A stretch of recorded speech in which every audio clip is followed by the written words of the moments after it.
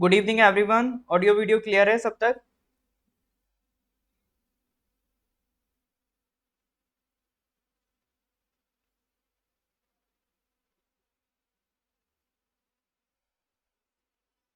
हाँ जी, good evening जी। Audio video clear का confirmation दे दीजिए, फिर हम स्टार्ट करते हैं।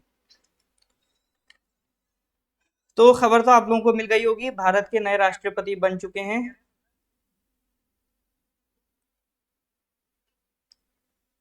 The first tribal lady in India to be a president. ठीक है, all right sir, sound best है। ठीक है जी, स्टार्ट करते हैं।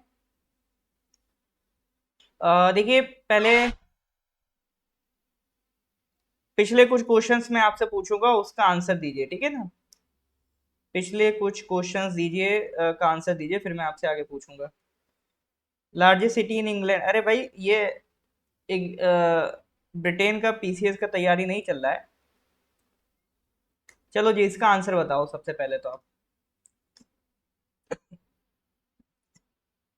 Which is a host country of the 15th session of the COP15 of the United Nations Convention to Combat Desertification, UN Convention to Combat Desertification।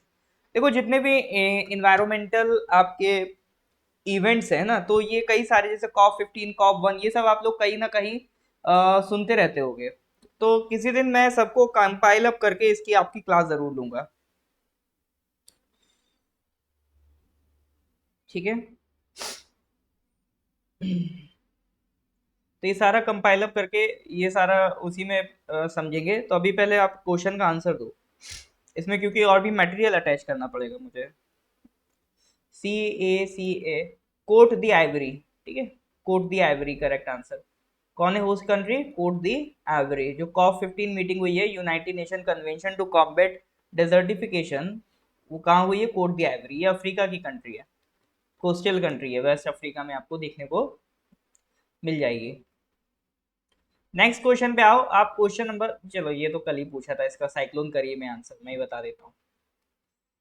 मैकॉलिन convention बताइए। मैकॉलिन convention पढ़ा था, किससे related है? Forestation, diplomatic relations, manipulation of sports competition, या इताई इताई disease, ये किससे related था? Manipulation of sports competition से रिलेटेड था आपका मैकॉलिन कन्वेंशन। जो भी बैटिंग वगैरह होती है उससे रिलेटेड है, ठीक है जी।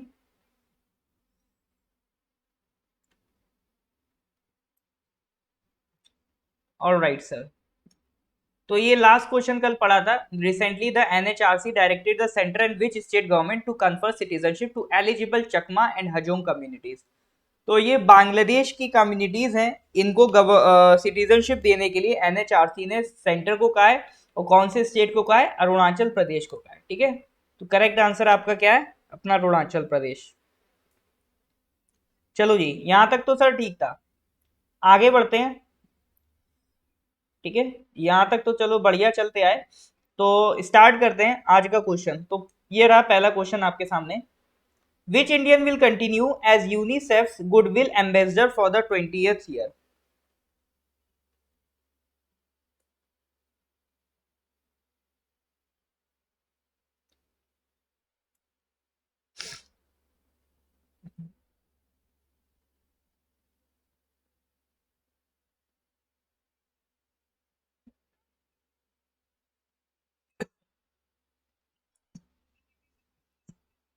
विच Indian will continue as UNICEF goodwill ambassador for the 20th year? तो किसको बनाया जा रहा है सर? करेक्ट आंसर बताना है। देखो, वैसे तो ये क्वेश्चन से ज्यादा इंपॉर्टेंट है ऑर्गेनाइजेशन यूनिसेफ। अभी आपका जो यूडीसी का एग्जाम आया है, उसमें आप सिलेबस मिला है। अच्छी बात तो ये कि एपीएसएसबी ने इस बार एक सिलेबस दिया है, तो इससे टीचर्स को भी और स्टूडेंट्स को भी हेल्प मिलती है, तो एक डिफाइंड वे में तैयारी कराने को, कि एक आइडिया लग जाता है कि हाँ क्या पढ़ाना है। हालांकि जीके में तो खास आप नहीं कह सकते कि कोई स्पेसिफिक आइडिया लगा है, क्योंकि जो जनरल पूछा जाता है वही उसी तरह से मेंशन कर दिया है। करंट इवेंट्स वगैरह इस तरह के जो वर्ड्स ऐड करके, कि जीके में मतलब बोल दिया कुछ भी पूछ सकते हैं। बाकी सब में तो चलो एक डिफाइंड सिलेबस आपको मिल गया। तो अभी उन्होंने जो सिलेबस दिया है, बट उसमें इन्होंने स्पेसिफिकली मेंशन करा है नेशनल और इंटरनेशनल ऑर्गेनाइजेशंस। तो इंटरनेशनल ऑर्गेनाइजेशंस में आपका यूनिसेफ आ जाता है, ठीक है। तो यूनिसेफ के बारे में थोड़ा सा बात करेंगे। बाकी करेक्ट आंसर क्या है? Correct answer is Sachin Tendulkar. थोड़ा सा यूनिसेफ के बारे में जान लो। सबसे पहली तो फुल फॉर्म है यूनाइटेड नेशन चिल्ड्रंस फंड। ये एक यूएन का स्पेशलाइज्ड ऑर्गन है। यूएन में दो तरह के ऑर्गन्स होते हैं, ठीक है। यूएन में जो पार्ट्स होते हैं, जो बॉडीज होती हैं, दो तरह की होती हैं। एक होते हैं प्रिंसिपल ऑर्गन्स, वो कितने सब? 5। एक होते हैं स्पेशलाइज्ड ऑर्गन्स या स्पेशलाइज्ड बॉडीज यूनाइटेड नेशंस की। ये इसके कोर पार्ट होते हैं। जैसे प्रिंसिपल ऑर्गन्स में आप बात करोगे तो यूनाइटेड नेशंस की जो जनरल असेंबली है, ठीक है, फिर आपका यूनाइटेड नेशंस की सिक्योरिटी काउंसिल है, और फिर यूनाइटेड नेशंस का सेक्रेटेरिएट है, यूनाइटेड नेशंस का ट्रस्टीशिप काउंसिल है, और एक और है इसमें इंटरनेशनल कोर्ट ऑफ जस्टिस, ठीक है। तो ये 5 पार्ट्स है यूनाइटेड नेशंस के प्रिंसिपल ऑर्गन्स। स्पेशलाइज्ड बॉडीज में कई सारी हैं, जैसे आपका अभी एक यूनिसेफ हो गया, फिर आपका फॉर एग्जांपल WHO हो गया, ठीक है, आपका WTO हो गया, सॉरी WTO नहीं होगा,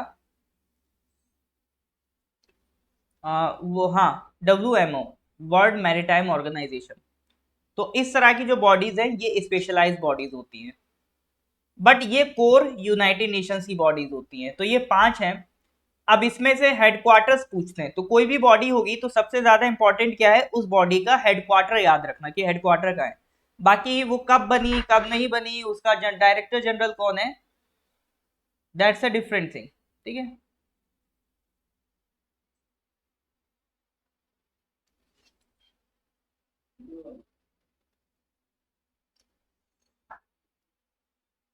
ठीक है, दैट्स अ डिफरेंट थिंग। तो सबसे इंपॉर्टेंट क्या है सर? हेडक्वार्टर। सबसे इंपॉर्टेंट है आपका हेडक्वार्टर, आपको ध्यान रखना है। तो जो प्रिंसिपल ऑर्गन के हेडक्वार्टर बहुत आसान है कि ये 4 अगर उठा लो तो इन चारों का हेडक्वार्टर आपका एक ही जगह पर है, न्यूयॉर्क। अमेरिका चले आना, न्यूयॉर्क में इसका हेडक्वार्टर है। बाकी बस ICJ, international court of justice, एक ऐसी बॉडी है जिसका हेडक्वार्टर आपका द हेग, नेदरलैंड्स में मिलेगा, ठीक है। इसका हेडक्वार्टर कहाँ है? द हेग, नेदरलैंड्स, ठीक है। यूनिसेफ हो गया, WHO हो गया, WMO हो गया।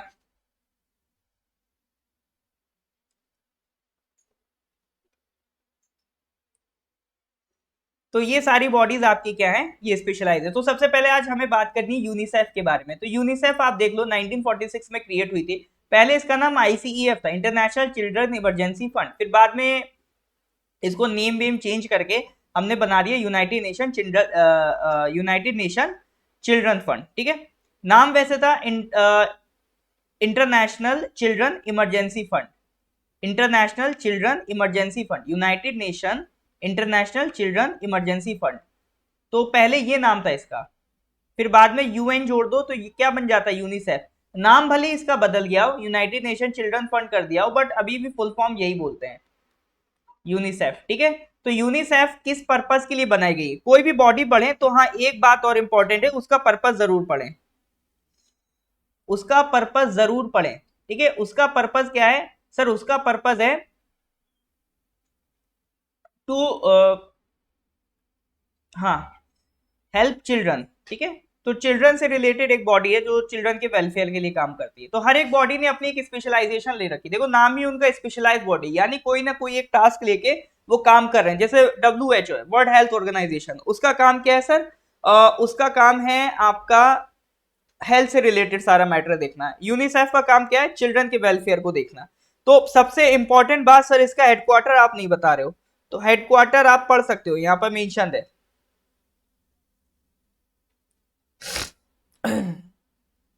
न्यूयॉर्क सिटी, ठीक है। ये कहाँ, इसका हेडक्वार्टर आपको अमेरिका में मिलेगा।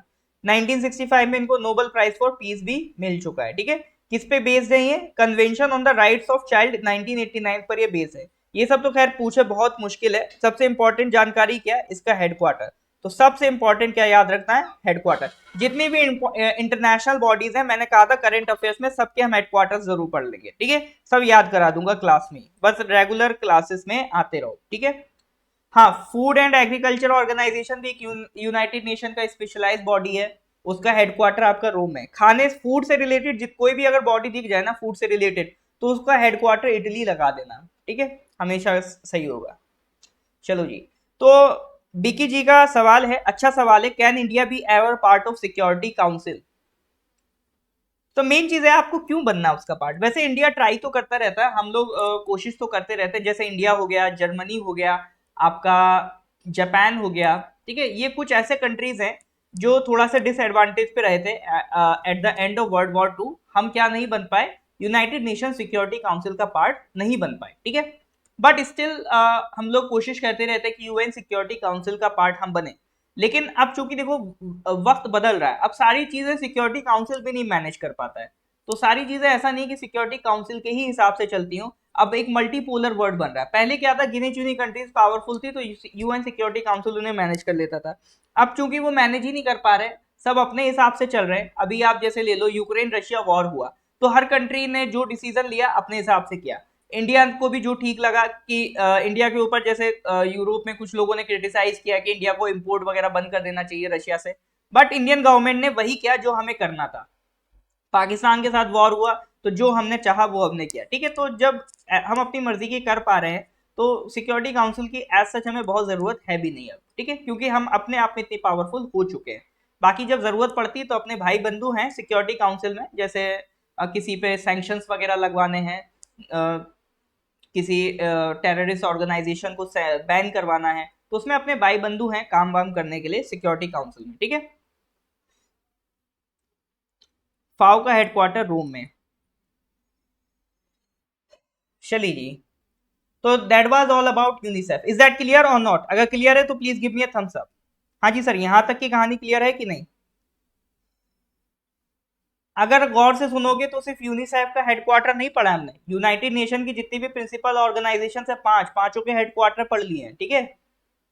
यूनिसेफ का हेडक्वार्टर पढ़ लिया है, आपका फाओ का भी हेडक्वार्टर बता दिया मैंने इन्हीं बातों बातों में। तो इसी तरह से आपको चीजें समझनी होती हैं। जैसे कई लोगों का रहता है कि सर आपसे 10 क्वेश्चन करा रहे हैं क्या? भैया 10 नहीं करा रहे हैं, आप हर क्वेश्चन में देखो तो फैक्ट कितने कर रहे हो आप। एक क्वेश्चन में 5 फैक्ट तो हो ही जाते हैं, तो 50 क्वेश्चन मान के चलो आप डेली कर रहे हो, ठीक है। चलिए सर क्लियर है, तो आगे बढ़ते हैं नेक्स्ट क्वेश्चन पे। Question number 90।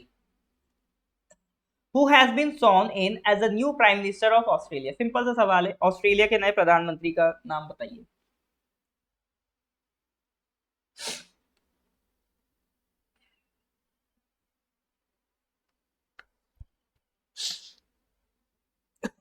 ऑस्ट्रेलिया के नए प्रधानमंत्री का नाम बताइए।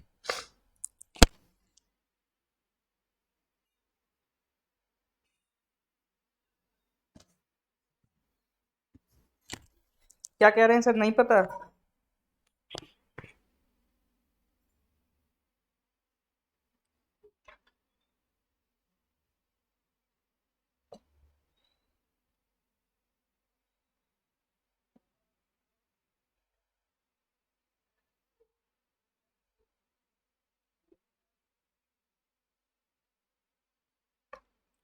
Anthony Albanese.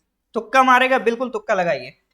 मजेदार बात ये, अगर आप यूडीसी की तैयारी कर रहे हैं तो यूडीसी एग्जाम में कोई निगेटिव मार्किंग नहीं है, ठीक है, कोई भी निगेटिव मार्किंग यूडीसी एग्जाम में नहीं है, तो मजे से तुक्का लगाइए।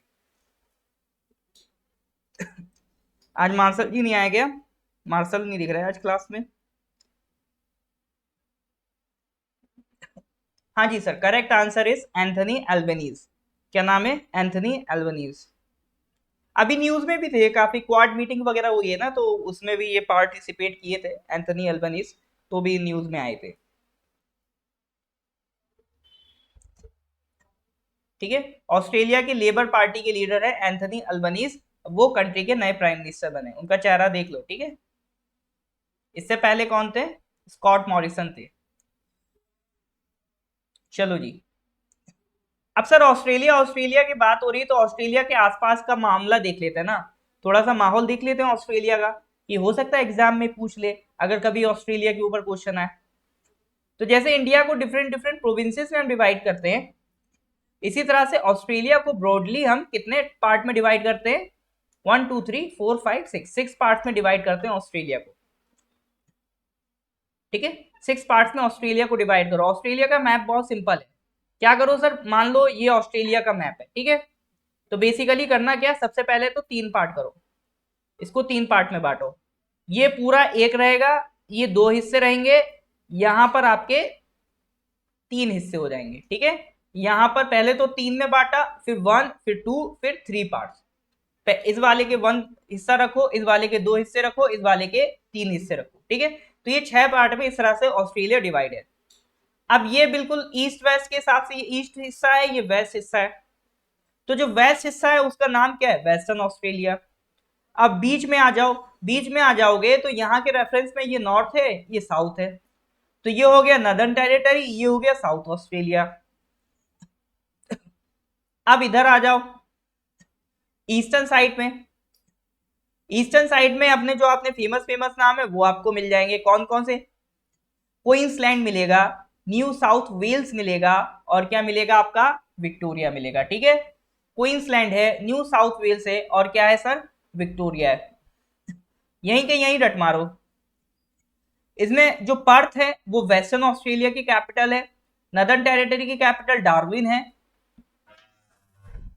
साउथ ऑस्ट्रेलिया की कैपिटल एडिलेड है, क्वींसलैंड की कैपिटल ब्रिस्बेन है, न्यू साउथ वेल्स की कैपिटल सिडनी है, और विक्टोरिया की कैपिटल मेलबॉर्न है। ठीक है, तो सिडनी, ब्रिस्बेन, मेलबॉर्न, पर्थ, ये सारे आपने नाम सुने होंगे ऑस्ट्रेलिया के।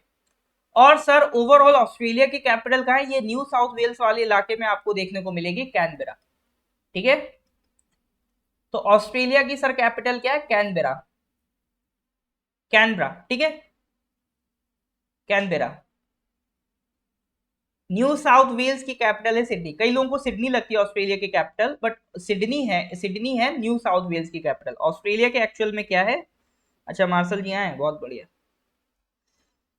तो न्यू साउथ वेल्स की कैपिटल है, वो सॉरी, ऑस्ट्रेलिया की कैपिटल है कैनबेरा।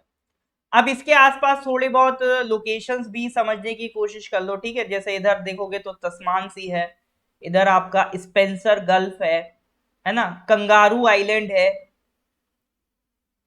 ये तस्मानिया आइलैंड है। ठीक है, ये सब भी इसी का पार्ट है ऑस्ट्रेलिया का। इधर गल्फ ऑफ कारपेंट्रिया है, आराफूरा सी है ऊपर। तो ये सब कहीं ना कहीं न्यूज में आते रहते हैं, तो एक बार अगर आप पढ़ लोगे, इनको थोड़ा सा देख लोगे, तो आपके लिए वर्ल्ड मैप की जो लोकेशन है वो आसान हो जाएगा। क्योंकि देखो वर्ल्ड मैप की लोकेशन आप याद नहीं रख सकते। ठीक है, तो बस वो ऑब्जर्वेशन से, रिवीजन से ही आती हैं। कभी ऑस्ट्रेलिया न्यूज में आ गया तो एक बार ऑस्ट्रेलिया का मैप स्टडी कर लिया आपने, और फिर कभी मान लो एग्जाम में क्वेश्चन आ गया कि बताओ स्पेंसर गल्फ किस कंट्री के पास है, तो अगर आपने स्पेंसर गल्फ नाम भी सुना होगा आपका क्वेश्चन सही हो जाएगा। ठीक है, तो इसलिए मैं कहता हूं ऑब्जर्वेशन अच्छी रखो। जीके में स्कोर करना है तो ऑब्जर्वेशन को अच्छा रखना पड़ेगा। ठीक है, क्वेश्चन नंबर 91 पे आते हैं। Recently launch biological research regulatory approval portal BioRRAP for biotech researchers and startups is the initiative of which institution? एक बायो रैप क्या बनाया, पोर्टल बनाया गया, biological research regulatory approval portal.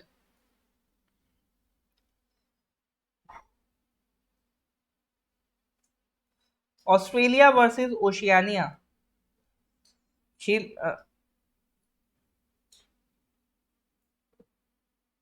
Sri Lanka का, अरे श्रीलंका का भी आएगा तो श्रीलंका की डिस्कस कर लेंगे। ठीक है, हाँ, ओशियानिया एक्चुअली जो ऑस्ट्रेलिया के आसपास कई सारे आइलैंड्स है। ठीक है, तो ऑस्ट्रेलिया और ऑस्ट्रेलिया के आसपास जैसे इधर न्यूजीलैंड है तो उसको कुल ऑस्ट्रेनेशिया कहते हैं। इधर इसके ऊपर चले आओगे तो कुछ ग्रुप ऑफ आइलैंड से उन्हें मेलानेशिया कहते हैं। इधर कुछ ग्रुप ऑफ आइलैंड से इन्हें माइक्रोनेशिया कहते हैं। इधर कुछ ग्रुप ऑफ आइलैंड से उन्हें पॉलिनेशिया कहते हैं। तो इधर ऑस्ट्रेलिया वाला इलाका और उसके आसपास के जो आइलैंड्स है, ये पूरा अगर इलाका आप मिला दो तो इसको हम पूरे रीजन को ओशियानिया कहते हैं। ठीक है, उस पूरे रीजन को ओशियानिया कहते हैं। Australia just is just a part of it. Australia उस ओशियानिया का जस्ट एक पार्ट है। मतलब हर काम नीति आयोग पे मत छोड़ो, बाकी लोग नकारे नहीं है, बाकी लोग भी कुछ ना कुछ करते हैं। ये किसने किया? सर नीति आयोग। ये किसने किया? सर नीति आयोग। ये किसने किया? सर नीति आयोग। मतलब पूरे देश में लगता है सिर्फ नीति आयोग रह गया काम का, बाकी तो सब फ्री की सैलरी ले रहे हैं। नहीं, ऐसा नहीं है, और भी बॉडीज हैं जो काम करती हैं। और वैसे भी ये तो बायोलॉजी से रिलेटेड है, तो ये डिपार्टमेंट ऑफ बायोटेक्नोलॉजी है, ठीक है। तो ये क्या है सर? आपका डिपार्टमेंट ऑफ बायोटेक्नोलॉजी करता है।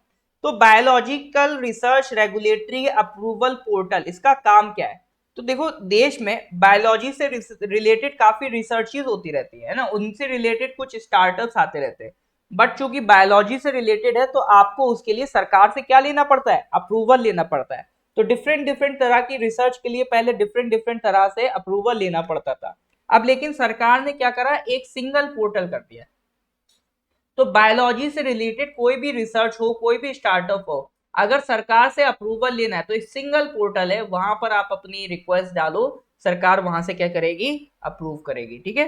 सरकार की तरफ से कौन अप्रूव करेगा? डिपार्टमेंट ऑफ बायोटेक्नोलॉजी अप्रूव करेगा, ठीक है सर। तो याद रखना, बायो रैप को कौन चला रहा है?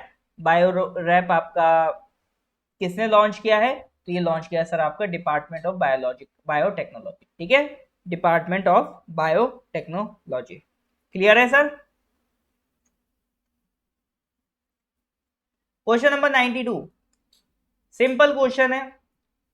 एक नया वेनमस मतलब जहरीला ग्रीन स्नेक पाया गया है। माया पिट वाइपर भी कहते हैं इसे, या इसका अगर साइंटिफिक नेम देखोगे, ट्रिमेरेस्यूरस, ठीक है, ट्रिमेरेस्यूरस मायाई, ट्रिमेरेस्यूरस मायाई। तो वो अभी किस स्टेट में डिस्कवर हुआ है? तो ये एग्जाम में आने के चांसेस रहते हैं, क्वेश्चन की कोई भी स्पीशीज न्यूज में रही हो तो वो किस स्टेट में डिस्कवर हुई हो, तो ये क्वेश्चन आने के चांसेस हैं एग्जाम में। हालांकि अभी तक ऐसा क्वेश्चन नहीं देखने को मिला है, बट जिस दिन से देखने को मिल जाएगा लोग अलर्ट हो जाएंगे। तो इसको बताओ आप कहाँ मिला है?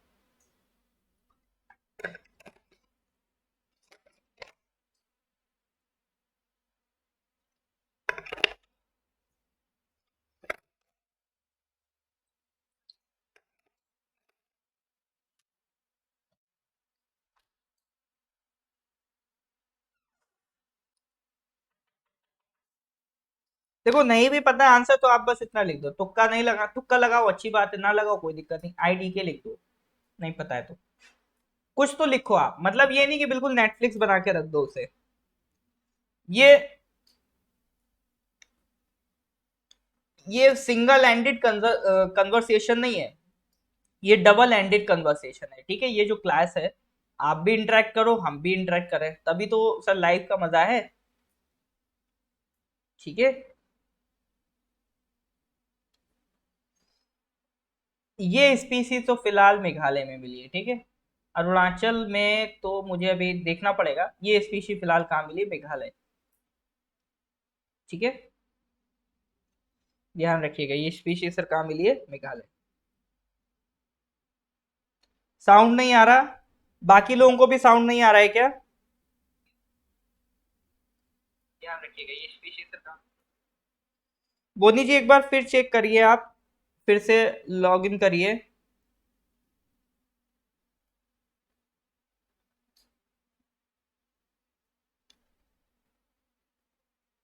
बाकी लोग बताइए, क्योंकि मेरे एंड पे तो साउंड आ रहा है। हाँ जी,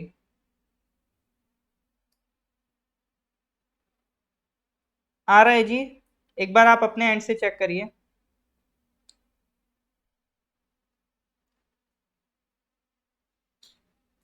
all right sir, fine, sound आ रहा है जी, आप अपने एंड से एक बार चेक कर लीजिए। ठीक है, तो ये स्पीशी कहाँ मिलती है? मेघालय में। Question number 93, which was the host country of the Asia Pacific economic cooperation? Which was the host country of the Asia Pacific economic cooperation? बताइए सर।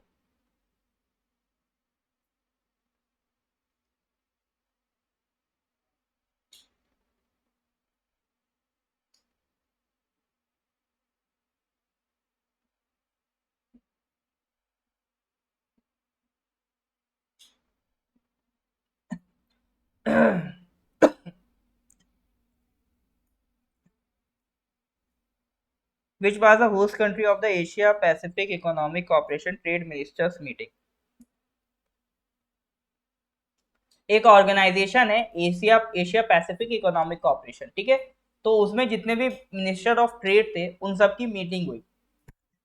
तो उन सब की जब मीटिंग हुई तो उस मीटिंग को होस्ट करने वाली कंट्री का नाम पूछता है। आ गया जी, बहुत बढ़िया। ऑलराइट सर, तो डिफरेंट डिफरेंट आंसर आ रहे हैं। Correct answer is Thailand. Correct answer is Thailand. Thailand का सर कैपिटल क्या है? बैंकॉक। ठीक है। अच्छा, थाईलैंड की करेंसी बता सकते हैं आप? थाईलैंड की currency.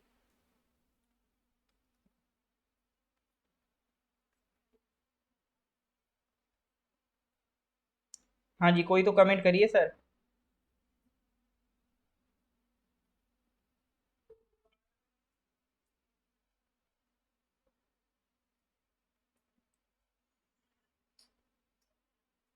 Thailand, no idea. Baht, baht, baht, BAHT, baht. ठीक है।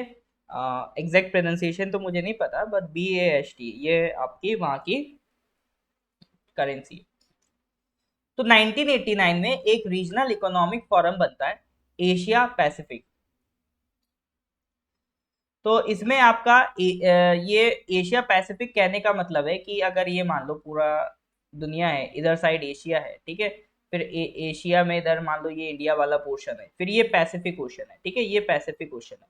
तो एशियन रीजन और पैसिफिक ओशन वाले जो कंट्रीज हैं उनके आपस का जो एक कोऑपरेटिव ऑर्गेनाइजेशन है, वहां पे ट्रेड वगैरह से डील करने के लिए जो ऑर्गेनाइजेशन बना है वो है आपका APEC, Asia Pacific economic corporation.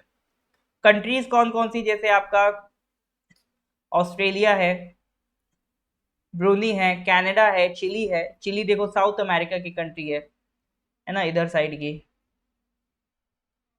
मतलब ये इधर वाला रीजन, इधर वाला रीजन, इधर साइड की कंट्रीज आपको मिलेंगी, ठीक है। चाइना मिलेगा एशिया की तरफ से, हांगकांग मिलेगा,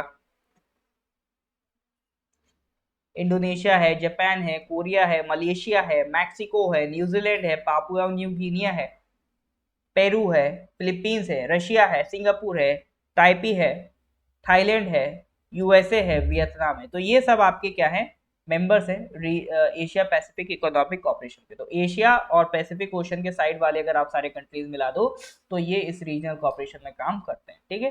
to leverage the growing interdependence of the Asia Pacific, ठीक है। तो यहाँ पर ट्रेड वगैरह करने के लिए जो एक रीजनल ऑर्गेनाइजेशन बना है उसका नाम है Asia Pacific economic corporation.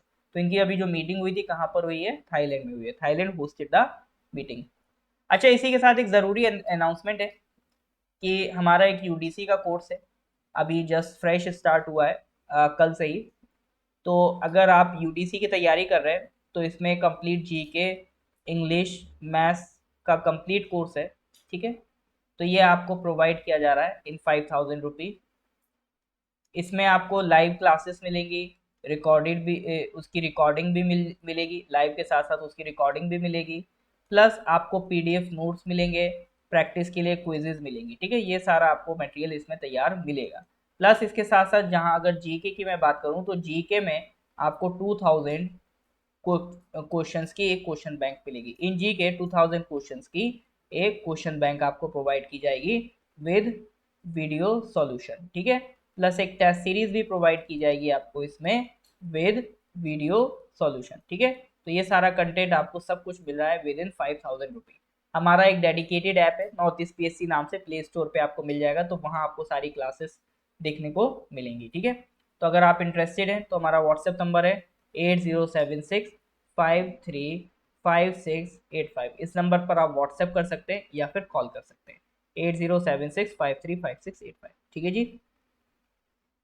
All right sir, 45 days में इसको कंप्लीट कराएंगे हम, ठीक है, 45 डेज में।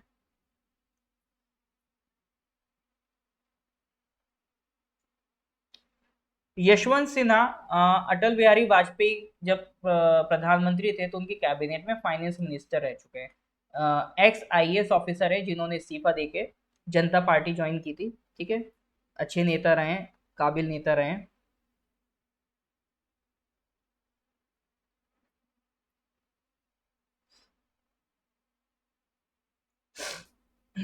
बिकी जी वीडियो अपलोड होने में इसलिए टाइम लगता है क्योंकि क्लासेस जो यूट्यूब पे होती है उसको डाउनलोड करने में यूट्यूब अलाउ करता है टू वीडियो को डाउनलोड करना आफ्टर 20 आवर्स, ठीक है। तो 20 आवर्स करीब लग जाते हैं तब वीडियो डाउनलोड हो पाती है। तो उसी के अकॉर्डिंग उसी हिसाब से फिर वो अपलोड होती है, ठीक है। और फिर ऐसा होता है ना, फिर दिन भर के जितने लेक्चर्स होते हैं तो वो इकट्ठा अपलोड कर दिए जाते हैं, दिन भर के जितने होंगे वो उनके रेस्पेक्टिव कोर्स में अपलोड कर दिए जाते हैं, फिर आपका लिंक बंद कर देते हैं, ठीक है जी। चलो जी आगे बढ़े। क्या हो गया, सब चंगा सी।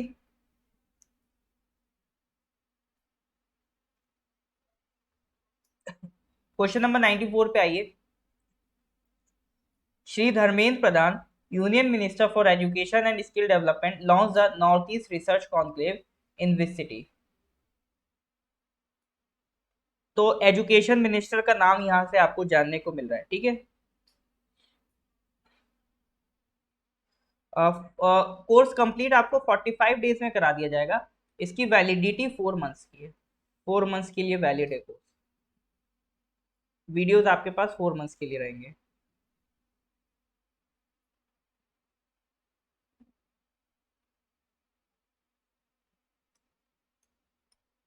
नॉर्थ ईस्ट रिसर्च कॉन्क्लेव एक क्रिएट किया गया, मतलब एक एरिया आपने क्रिएट किया है जहां पर नॉर्थ ईस्ट से रिलेटेड रिसर्च आप कर पाएंगे, ठीक है।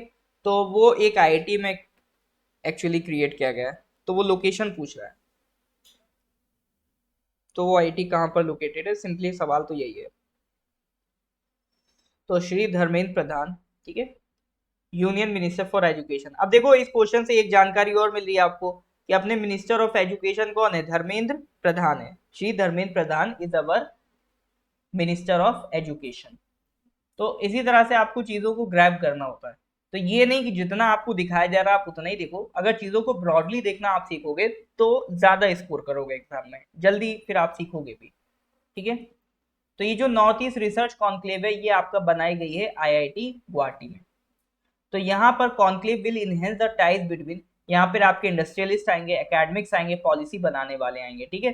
तो जो काम करेंगे नॉर्थ ईस्टर्न रीजन स्टेट्स के वेलफेयर के लिए, और वहां पर एक entrepreneurial ecosystem, startup ecosystem create करने की बात की जा रही है ताकि नॉर्थ ईस्ट के लोग भी स्टार्टअप्स वगैरह में आगे बढ़ें, ठीक है।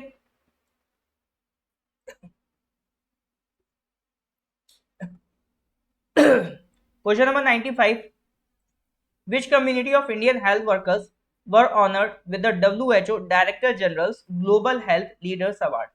अभी WHO ने जो उनकी अभी रिसेंटली में वर्ल्ड हेल्थ असेंबली जो मीटिंग हुई थी, तो उन्होंने एक ग्लोबल हेल्थ लीडर अवार्ड दिया है।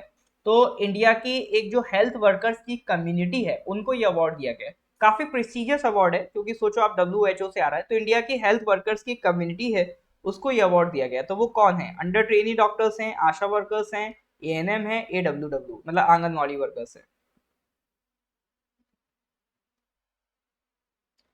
देखिए क्वेश्चन इंपॉर्टेंट है, इसका आंसर पता होना चाहिए आपको।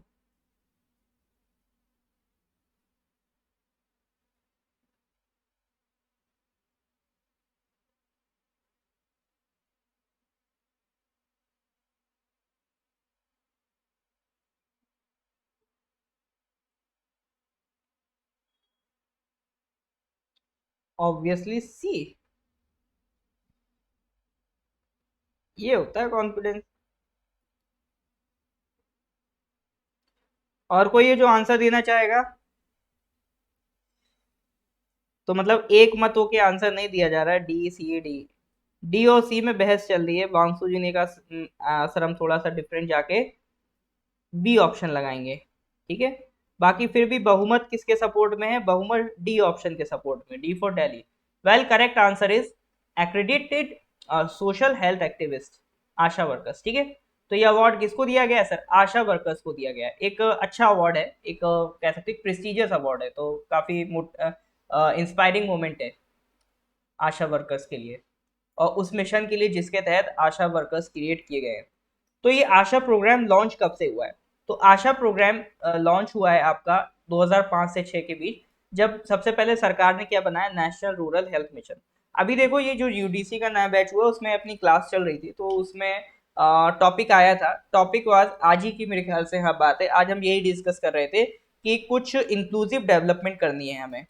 यानी हमने जब ह्यूमन डेवलपमेंट इंडेक्स बनाया तो उसमें हमने तीन चीजें देखी, आपकी घर देश की एजुकेशन, हेल्थ और इनकम लोगों की।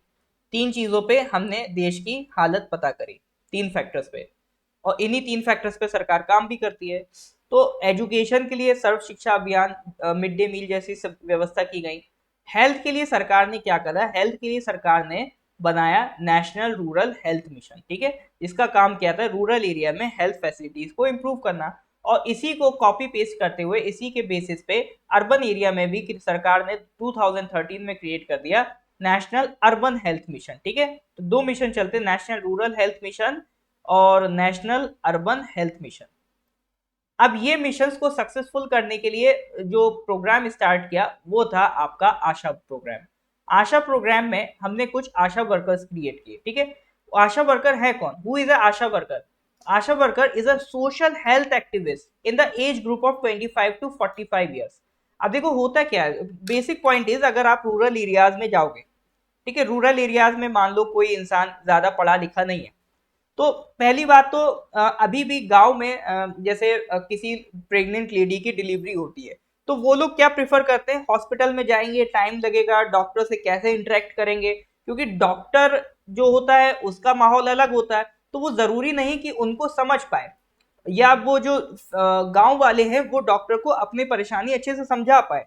और खास तौर से जब ये डिलीवरीज का केस होता है, प्रेग्नेंट लेडीज का, तो अभी भी गांव वगैरह में क्या करते हैं, जो दाई वगैरह होती हैं, जो अनट्रेंड होती हैं, उनको प्रेफर करते हैं। तो लोग इन सब चीजों से बचे, प्रोफेशनल्स ही आपका काम करें, हेल्थ कंडीशंस में कोई अनप्रोफेशनल लोग ना जुड़े। तो इसी के लिए उन्हीं के बीच में हमने एक पर्सन क्रिएट कर दिया, उन्हीं गांव के लोगों के बीच में, है ना, ऐसा कोई पर्सन जो उन्हीं के गांव से बिलोंग करता है, वो हमने एक आशा वर्कर बना दिया वहां पर। अब उनका काम क्या रहेगा, उनका काम ये रहेगा कि अगर छोटे छोटे फैमिलीज में मान लो कोई छोटी मोटी प्रॉब्लम है, किसी को बुखार है, किसी को कोई दिक्कत है, तो उस प्रॉब्लम से डील सबसे पहले कौन करेंगे, आपकी आशा वर्कर।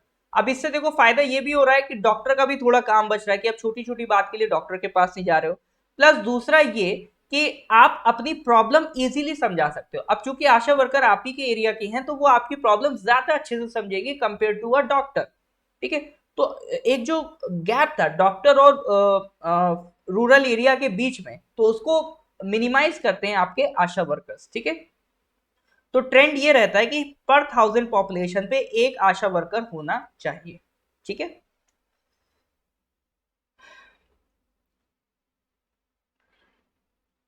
तो टू क्रिएट अ फैमिलियरिटी, ये उनको क्रिएट किया गया। नर्स के लिए अलग अवार्ड है। हाँ जी, नर्स को, डॉक्टर्स को अगर गवर्नमेंट ऑफिस में है तो सैलरी अच्छा मिलता है। लेकिन हाँ, आशा वर्कर्स की सैलरी बहुत अच्छी नहीं होती है, उन वो इंसेंटिव्स पे बेस्ड होती है, ठीक है। हाँ जी, ड्यूटी भी बहुत हार्ड होता है। चलिए, तो ये सब क्लियर है कि नहीं है? तो यहाँ पर देखो, जो इस क्वेश्चन से हमने दो चीजें समझने की कोशिश करी। एक तो हमने जाना कि हेल्थ के लिए नेशनल रूरल हेल्थ मिशन चल रहा है, और उसके तहत एक आशा प्रोग्राम चल रहा है। आशा की फुल फॉर्म याद रखना, एक्रेडिटेड सोशल हेल्थ एक्टिविस्ट, ठीक है। ये आशा की फुल फॉर्म है। तो यहां तक सब क्लियर है कि नहीं है सर?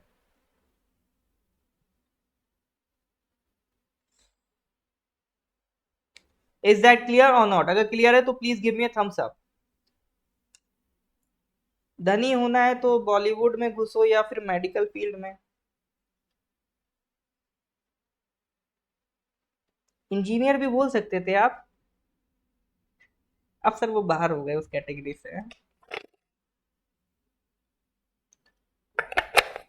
अब मतलब सर गरीब होना है तो इंजीनियर बनो, ऐसा है क्या?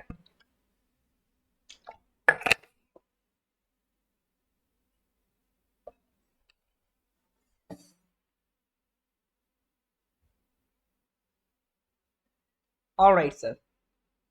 वेल, फिर बढ़ते हैं आगे नेक्स्ट क्वेश्चन की तरफ। So the next question is question number 96, which is the host city of the quad summit 2022। Quad summit 2022 की होस्ट सिटी कौन सी? अभी हमने बताया था ना, क्वाड की मीटिंग हुई इस बार, तो किसने होस्ट किया? यूडीसी में भी धनी है, सैलरी भी अच्छी होती है, देखो ऊपरी हटा दो सब, मैं नहीं कह रहा हूँ कि जाओ तो वहां करप्शन करने लगना, corruption is a bad thing. हाँ लेकिन ये है कि आपकी जो सैलरी भी होगी वो भी डिसेंट होती है, ठीक है।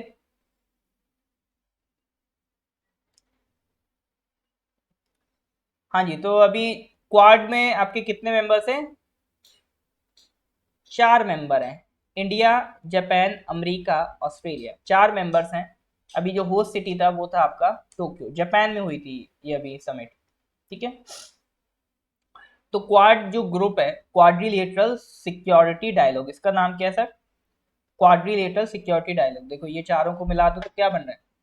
क्वाड्रिलेटरल बन रहा है। और यही देखो आपका एशिया एशिया पैसिफिक भी यही है। ये आपका एशिया है, ये पैसिफिक ओशन है, तो यही एरिया क्या है आपका? एशिया पैसिफिक का रीजन है, यही आपका एशिया पैसिफिक है। या आप ऐसे कह सकते हो ये इंडियन ओशियन है, ये पैसिफिक ओशियन है, तो यही रीजन आपका क्या? इंडो पैसिफिक रीजन है। तो क्वाड के साथ आपके वर्ड जुड़ जाते हैं इंडो पैसिफिक, ठीक है। तो इंडो पैसिफिक रीजन में ये लोग डील करते हैं, लिखा है ना, for free open and prosperous Indo Pacific region. अगर सरल भाषा में बताऊं तो क्वाड का बनाने का सिंपल रीजन है टू काउंटर चाइना, ठीक है। चाइना की जो पावर है बहुत ज्यादा ना बढ़ जाए, उसको कंट्रोल करने के लिए क्वाड बनाया गया, ताकि चारों तरफ से हम क्या कर सके सर? ये जो एरिया है यहाँ पे मतलब बिल्कुल जो चाइना, ये जो चाइना खुले बैल की तरह यहाँ पूरा इधर उधर ना फिरे, तो उसको काउंटर करने के लिए, चारों तरफ से घेरने के लिए 4 खाने हमने बना रखे हैं, ठीक है। तो काउंटर चाइना बेसिकली क्वाड बनाया गया, इसी को चाइना बोलता भी है। हालांकि ऑफिशियली हम नहीं बोलते कि नहीं नहीं ऐसी बात नहीं है, चाइना को काउंटर नहीं करना है, बट रियलिटी तो यही है, ठीक है।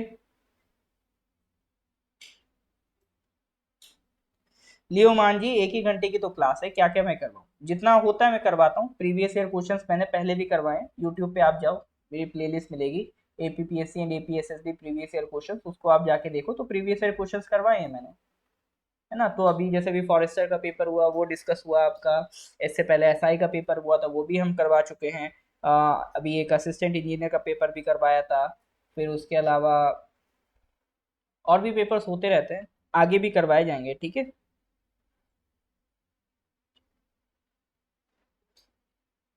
China is also permanent member, China is also permanent member, United nation security council का परमानेंट मेंबर है चाइना। चाइना से नहीं डरना, इवन इंग्लैंड में भी चाइना को नहीं डरते। वो जी बढ़िया बात है। Question number 97, the annual meeting of the world economic forum is being held in which city? अब देखो जैसे अभी आज होते हैं यूनिसेफ की बात करी, इसी तरह से एक और इंटरनेशनल ऑर्गेनाइजेशन है। अच्छा एक और, अभी 2 और बात कर चुके हैं इंटरनेशनल ऑर्गेनाइजेशन में, हम आज क्वाड की बात करी, एशिया पैसिफिक इकोनॉमिक ऑर्गेनाइजेशन की बात करी, एक और इम्पॉर्टेंट इंटरनेशनल ऑर्गेनाइजेशन है वर्ल्ड इकोनॉमिक फोरम। ये यूनाइटेड नेशन से लिंक्ड नहीं है, ठीक है। तो अभी इसकी एनुअल मीटिंग हुई थी, किस सिटी में हुई है? Geneva, Vienna, Davos, Berlin. WEF की मीटिंग सर कहाँ हुई है?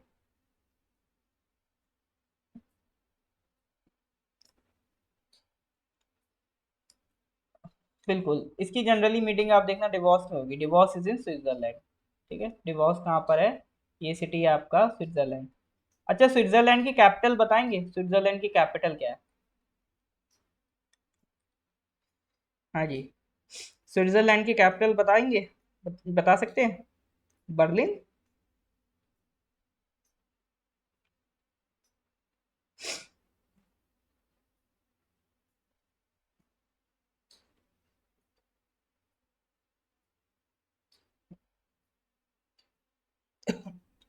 एम्स्टर्डम?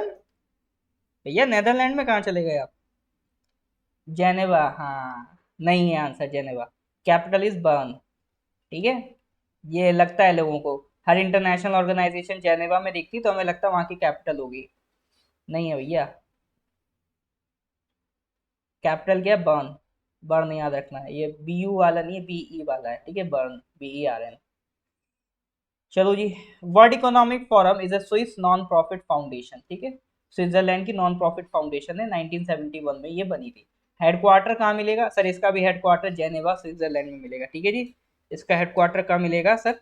जेनेवा स्विट्जरलैंड में मिलेगा। देखो इसका पर्पस क्या है, इसका मतलब एक ब्रॉड पर्पस के लिए बनाया गया है। इसका पर्पस ये है कि मतलब बिजनेस पर्सन्स, पॉलिटिशियंस, एकेडमिक्स और दुनिया के बड़े बड़े सोसाइटीज के लीडर्स मिलें और आपस में ग्लोबल एजेंडाज डिस्कस करें, रीजनल एजेंडाज डिस्कस करें, इंडस्ट्री एजेंडाज डिस्कस करें। मतलब एक overall prosperity of the world, overall prosperity of the world के लिए काम करता है वर्ल्ड इकोनॉमिक फोरम। अब इसमें इसके फाउंडर का नाम थोड़ा ध्यान रखिएगा, कभी उसका कुछ टफ पूछने का मन होगा तो इसके फाउंडर पूछ लेगा, क्लाउस श्वाब। ठीक है। इसके अलावा एक जो बहुत इंपॉर्टेंट पार्ट है जो वर्ल्ड इकोनॉमिक फोरम में आता है वो है इसकी कुछ इंपॉर्टेंट रिपोर्ट्स। ठीक है। तो ये क्वेश्चन बनते रहते हैं कि ये रिपोर्ट किसने पब्लिश की, ये रिपोर्ट किसने पब्लिश की। तो बहुत इंपॉर्टेंट इंपॉर्टेंट कुछ रिपोर्ट्स है जो आपका वर्ल्ड इकोनॉमिक फोरम पब्लिश करता है, वो डायरेक्ट एग्जाम में पूछ लेता है। For example global gender gap report 2019 में, हाँ 2019 में यूपीएससी ने पूछा था प्रीलिम्स में, ग्लोबल जेंडर गैप रिपोर्ट किसने पब्लिश की है। तो इसलिए कह रहा हूँ इंपॉर्टेंट है। जैसे energy transition index, global competitiveness index, global IT report, global gender gap report, global risk report, global travel and tourism report. इसमें जो ब्लू मार्क्ड है ना ये ज्यादा इंपॉर्टेंट है, ये जो ब्लू मार्क्ड है ये सबसे ज्यादा इंपॉर्टेंट है। तो ये सारी रिपोर्ट सर कौन पब्लिश करता है, वर्ल्ड इकोनॉमिक फोरम पब्लिश करता है। ठीक है जी, कौन पब्लिश करता है sir, world economic forum publish करता है। I hope it is clear now, yes और नो। ठीक है जी, यहाँ तक कोई दिक्कत।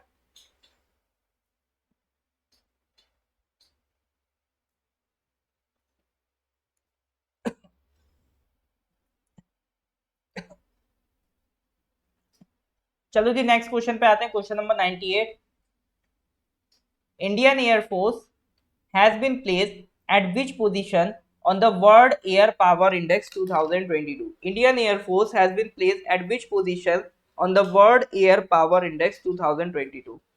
तो दुनिया भर में जो भी एयर पावर्स है उसकी एक इंडेक्स निकाली गई है, तो उसमें इंडियन एयरफोर्स की रैंक पूछ रहा है।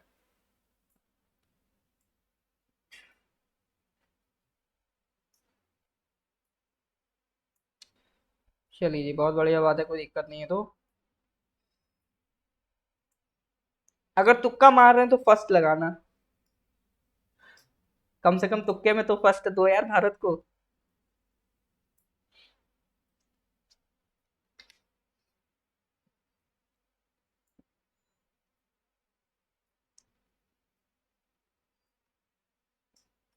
Well correct answer is third. ठीक है। तो वर्ल्ड ईयर पावर रैंकिंग जो है कौन निकालता है, ये WDMM है, world directory of modern military aircraft, ये रैंकिंग निकालते हैं। तो इन्होंने देखो सबसे आगे रखा है आपका यूएस और रशिया को, आफ्टर यूएस रशिया सबसे पावरफुल अगर इन्होंने किसी को बोला है तो वो कौन है, अपनी Indian air force. Well proud moment है हमारे पास। अच्छा अभी एक फैक्ट याद रख सकते हो, कभी कभी काम ही आ जाएगा, कि अगर अभी हम बात करें तो हमारे पास एक्टिव एयरक्राफ्ट कितने हैं।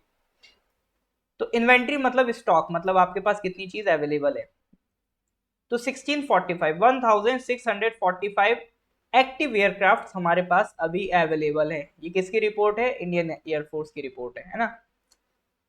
अच्छे खासा ये मतलब एक अमाउंट कम नहीं होता है, लेकिन इंडियन एयरफोर्स कहती है कि अगर आपको सिंगल फ्रंट पे लड़ाई लड़नी हो तो ये अनफ है, बट अगर डबल फ्रंट पे मान लो कभी लड़ाई हो, जैसे मान लो एक साइड से चाइना अटैक करे, एक साइड से पाकिस्तान अटैक करे, तो एयरक्राफ्ट कम पड़ेंगे फिर। ठीक है। तो इसीलिए सरकार आपका रफेल जैसे एयरक्राफ्ट खरीदती रहती है। इंडिया आने वाले टाइम में इंडिया ही फर्स्ट है अब, जब हम इतना बढ़ते बढ़ते थर्ड पे आ गए तो एक दिन सेकंड भी आएंगे, एक दिन फर्स्ट पे भी आएंगे। क्यों नहीं आएंगे, हम ही तो आएंगे, हम नहीं आएंगे तो कौन आएगा। ठीक है जी। तो be positive. Question number 99। What is the theme of the 75th World Health Assembly which is being held in Geneva? अभी 75th वर्ल्ड हेल्थ असेंबली हुई है जेनेवा में, तो उसकी थीम पूछ रहा है, क्या थीम था।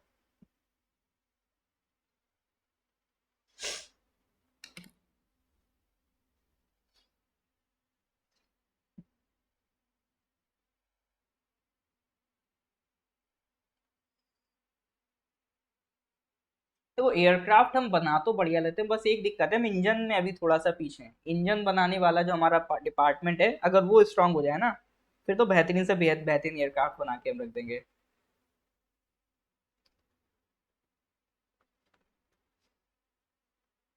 ज्यादा पॉजिटिव इज हार्मफुल। वो वो जो आप ज्यादा पॉजिटिव कह रहे हो वो ज्यादा पॉजिटिव नहीं होता है, वो होता है बिल्कुल हवाबाजी। आप हवाबाजी में बात कर रहे हो, ठीक है। रियलिटी पिक्चर देखोगे तो आपको हकीकत दिख जाएगी। चलो जी, थीम की बात करते हैं।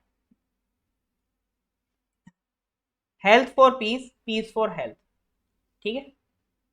मतलब हेल्थ क्यों, हेल्थ पे क्यों ध्यान दो, ताकि आप पीस अटेन कर पाओ, मन शांत रहे।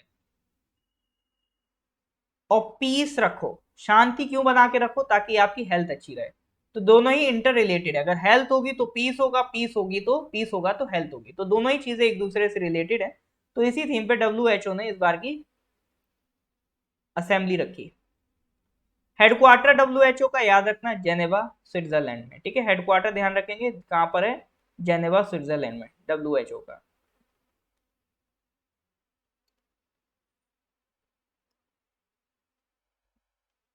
चलिए जी, नेक्स्ट क्वेश्चन पे आते हैं। Question number 100। What is the theme of the Swachh Sarvekshar 2023? What is the theme of the Swachh Sarvekshar 2023? Building health through waste minimization, building cities from waste, waste to energy या waste to wealth? बताइए sir.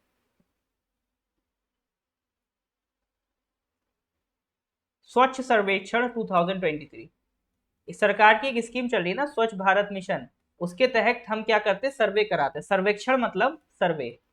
तो cities का सर्वे होता है कि वो कितनी साफ है, कितनी सैनिटेशन है, उसके हिसाब से उनको कैटेगरीज में बांट दिया जाता है। इससे क्या कंपटीशन का माहौल रहता है उन सिटीज के बीच, ठीक है।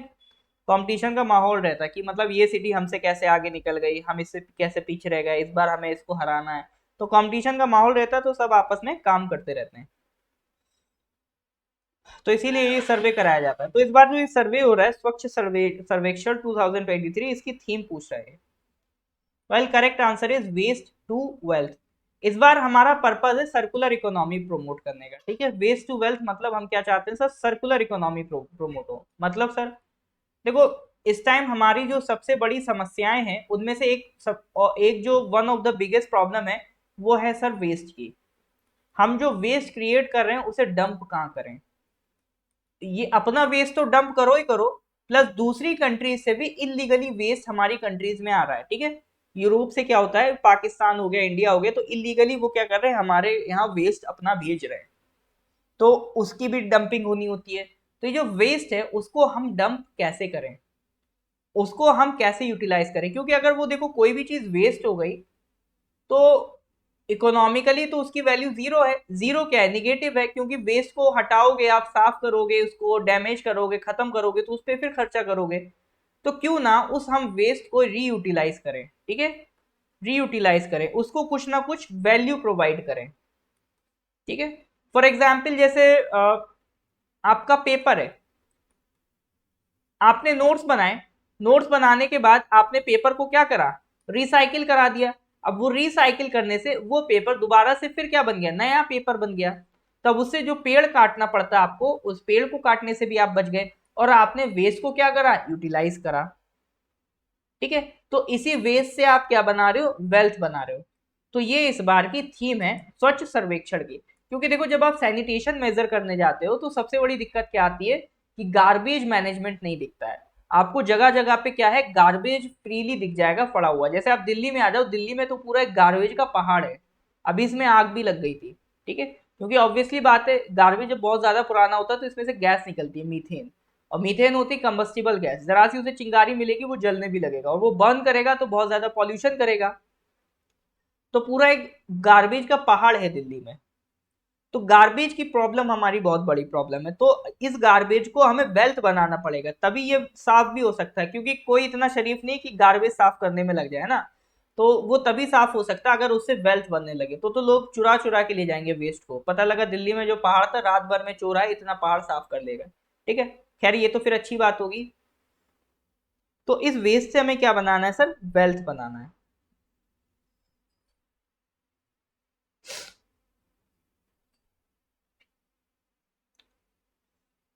तो स्वच्छ भारत मिशन अर्बन के तहत ये सारा प्रोग्राम आपका चलाया जा रहा है। तो ये कौन सी मिनिस्ट्री रोल प्ले कर रही है इसमें? Ministry of housing and urban affairs. ठीक है, तो मेन रोल आपको इसमें सर किसका देखने का मिलेगा? Ministry of housing and urban affairs का इसमें रोल आपको देखने को मिलेगा। ठीक है जी। तो अभी जो 2021 का बजट आया था उसमें स्वच्छ भारत मिशन अर्बन, ठीक है, स्वच्छ भारत मिशन जो है उसको भी दो कैटेगरीज में हमने बांटा, अर्बन एरिया में अलग, रूरल एरिया में अलग। क्यों क्यों बांटा? क्योंकि अर्बन एरियाज की प्रॉब्लम अलग है, रूरल एरियाज की प्रॉब्लम अलग है। अर्बन एरियाज में जो प्रॉब्लम है किसकी है? आपका गार्बेज मैनेजमेंट की बड़ी प्रॉब्लम है। रूरल एरियाज में प्रॉब्लम कैसी है? ड्रिंकिंग वाटर की प्रॉब्लम है, ठीक है, आपका जो ओपन डेफिकेशन है उसकी प्रॉब्लम है।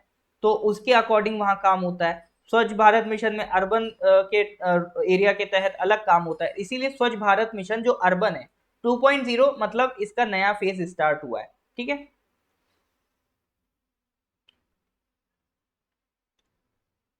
इससे पहले जो फर्स्ट फेज था वो 2014 में लाया गया था। उसमें पर्पस था कि अर्बन एरिया को पूरा ओपन डेफिकेशन फ्री करना, मतलब ऐसा नहीं कोई खुले में शौच करे, इस तरह की चीज हमें बिल्कुल खत्म करनी है। और इस बार का हमारा टारगेट क्या? वेस्ट टू वेल्थ, यानी सर्कुलर इकोनॉमी। कोई भी प्रोडक्ट बना, ठीक है, वो वेस्ट बना, उस वेस्ट को हमने फिर से यूज कर लिया, तो यानी आप सेम प्रोडक्ट बार बार यूज कर रहे हो, तो इकोनॉमी जो है वो सर्कुलर हो जाएगी। इस तरह की इकोनॉमी क्या कहलाती है? Circular economy. तो ये टर्म आपने सुना जरूर होगा, ठीक है, सर्कुलर इकोनॉमी वाला टर्म आपने जरूर सुना होगा। ठीक है जी। हाँ जी सर, यहाँ तक कोई डाउट है तो बताइए।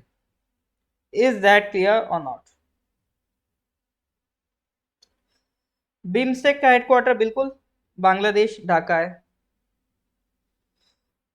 हाँ, स्मार्ट सिटी में स्वच्छ भारत मिशन भी एक पार्ट था। वैसे स्मार्ट सिटी बेस्ड होती है आपकी अमृत मिशन पे, ठीक है, अमृत मिशन है स्मार्ट सिटीज के लिए। इस स्वच्छ भारत मिशन भी वहां पे काम करेगा और कर रहा है अभी, जो स्मार्ट सिटीज आपकी बन रही हैं, क्योंकि बिल्कुल उसमें करना क्या है? सैनिटेशन मेंटेन करना है, गार्बेज हटा देना है। पीडीएफ इसका जैसे ये क्वेश्चंस कंप्लीट हो जाएंगे, करीब कुछ ही और क्वेश्चंस रह गए हैं, ठीक है, कुछ ही और इसके क्वेश्चंस रह गए। वंस दे आर कंप्लीटेड मैं इसका पीडीएफ आपका अपलोड कर दूंगा। ठीक है जी।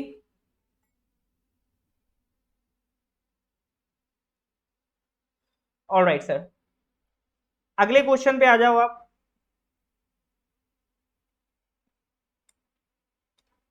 क्वाड का इनिशिएटिव है क्यू चैम्प, वो किससे रिलेटेड है? क्लाइमेट चेंज, या फिर रेस्ट्रिक्टिंग चाइना ऑन सी, या फिर फ्री ट्रेड, या फिर बिल्डिंग क्वाड डिफेंस फोर्सेस? बताइए सर किससे रिलेटेड है क्यू चैम्प?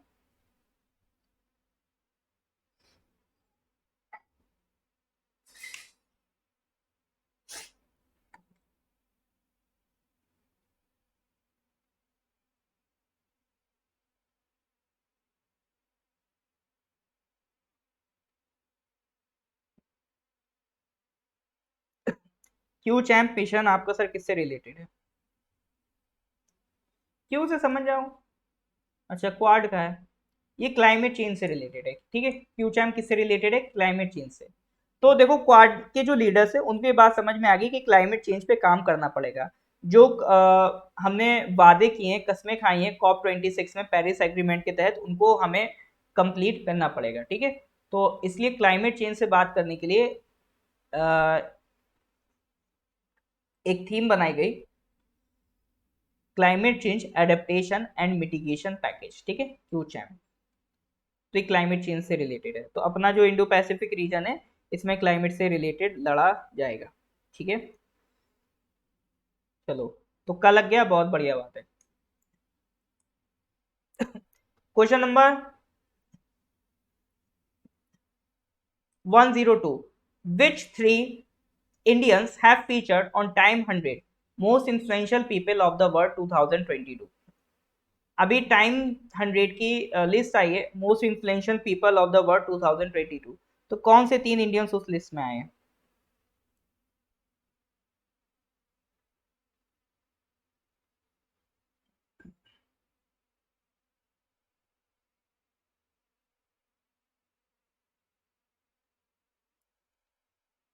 हाँ जी सर, कौन से तीन लोग आए हैं लिस्ट में?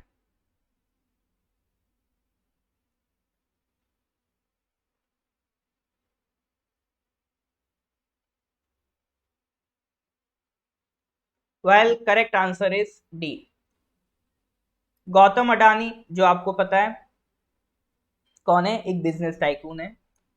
करुणानंदी, जो एक लॉयर हैं। अभी सिटीजनशिप अमेंडमेंट एक्ट आया था तो उसके अगेंस्ट काफी वो भी प्रोटेस्ट में शामिल थी, ठीक है। करुणानंदी हो गई। और खुर्रम परवेज, जो ह्यूमन राइट एक्टिविस्ट हैं फ्रॉम कश्मीर। इन तीन लोगों को टाइम्स 100 ने वर्ल्ड के 100 मोस्ट इन्फ्लुएंशियल पीपल में जगह दी है। और यही तीन इंडियंस हैं जो इसमें आए हैं। तो किस किस फील्ड से लोग उठाए जाते हैं? कोई बड़ा आइकन है, कोई पायनियर है, कोई टाइटन है, कोई आर्टिस्ट है, कोई लीडर है, कोई इनोवेटर है, ठीक है। तो इन 6 कैटेगरीज के लोग उठाए जाते हैं। वो तो देखो चेंज होता रहता है कि मतलब जैसे मान लो इस साल ये लोग ज्यादा न्यूज में रहे, ठीक है, न्यूज में रहे या इनका काम ज्यादा बोला तो इसलिए उनको उठा के उन्होंने मोस्ट इन्फ्लुएंशियल लिस्ट में डाल दिया, ठीक है। तो रतन टाटा लिस्ट में रहे ना रहे, दिलों में है, क्या दिक्कत है? रतन टाटा को इसकी जरूरत नहीं पड़ती ना, ये भी तो है। कई बार आपकी पर्सनैलिटी इतनी बड़ी हो जाती है ना कि अवार्ड आपको छोटा पड़ जाता है। पर्सनैलिटी आप इतनी बड़ी बन जाते हैं कि अवार्ड आपके लिए छोटा पड़ जाता है। तो Ratan Tata is that type of personality, ठीक है जी। ऑल राइट सर, तो आज फिर यहीं तक रखते हैं। फिर इसके आगे नेक्स्ट क्लास में क्वेश्चन हम डिस्कस करेंगे। नेक्स्ट क्लास में मिलते हैं, इसके आगे के क्वेश्चन सर नेक्स्ट क्लास में उठा के करेंगे। टिल देन रिवाइज करिए। नेक्स्ट क्लास में फिर ये आपका जो मई वाला है फाइनली कंप्लीट हो जाएगा। और जब मई वाला कंप्लीट हो जाएगा तो मई के लिए, हाँ, मई जब कंप्लीट हो जाएगा फिर हम जून स्टार्ट करेंगे। वाह सर, कितनी कॉमन सेंस वाली बात कही आपने। फिर जैसे ही कंप्लीट हो जाएगा इसकी पीडीएफ मैं आपको प्रोवाइड कर दूंगा, ठीक है जी। जैसे ही कंप्लीट हो जाएगा आपको इसकी पीडीएफ प्रोवाइड कर दी जाएगी। आपको प्रोवाइड पीडीएफ जो हमारा व्हाट्सएप ग्रुप है उस पर अपलोड कर दी जाएगी। जो हमारा नॉर्थ ईस्ट पीएससी ऐप है उसका फ्री स्टडी मटेरियल सेक्शन है उसमें अपलोड कर दी जाएगी। हमारे जितने भी एनरोल्ड स्टूडेंट हैं उनके कोर्सेज में अपलोड कर दी जाएगी। हमारा जो टेलीग्राम चैनल है उसमें अपलोड कर दी जाएगी। प्लस एक हमारा गूगल ड्राइव का लिंक है करंट अफेयर्स का, उसमें भी अपलोड कर दी जाएगी।